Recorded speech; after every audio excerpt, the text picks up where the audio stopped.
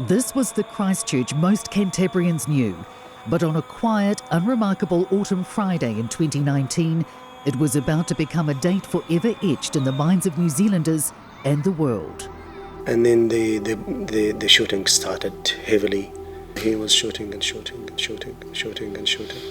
He ran out of the bullets. The unimaginable was happening. A masked gunman had entered this peaceful place of worship, firing indiscriminately on the congregation as they gathered for Friday prayer.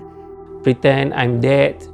I didn't move. I didn't give any sound.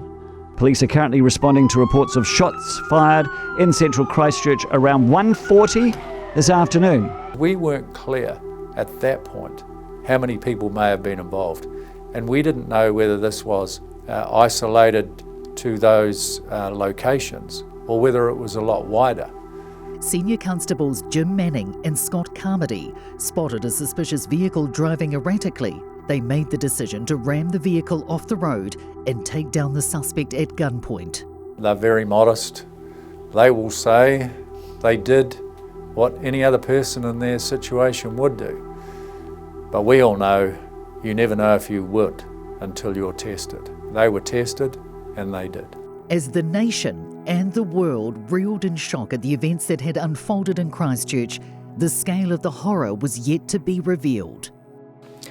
It is clear that this can now only be described as a terrorist attack.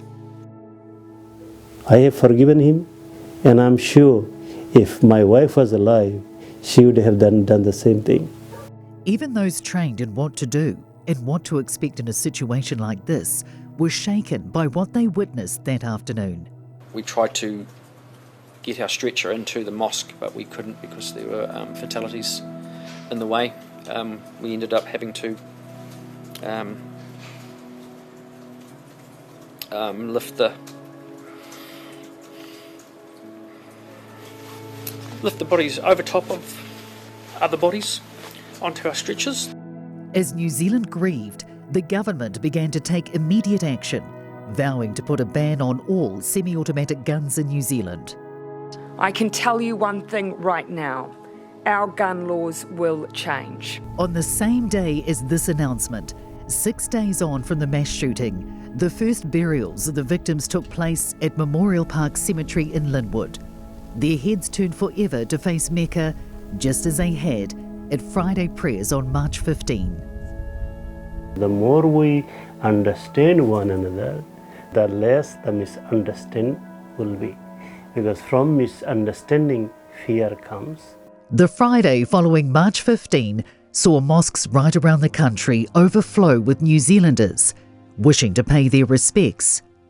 Although Al Noor and Linwood mosques remained closed, the Christchurch Muslim community and thousands of others gathered together in Hagley Park to attend the first Friday prayer service since the attack. We are broken-hearted, but we are not broken. A year on from our most senseless tragedy, the deep wounds remain. I want to compete with her in good things, even though I have lost. I cannot win because she has given her life. I cannot compete with her.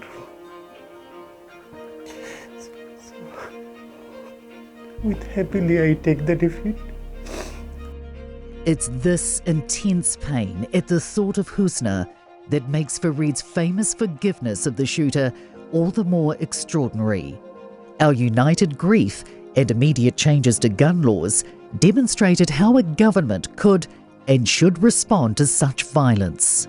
I think it has changed us in many ways, but our goal has to be to make sure that in the long term it changes us for the better. That day, March 15, 2019, will stay with me obviously forever, like it will in so many people's minds and memories.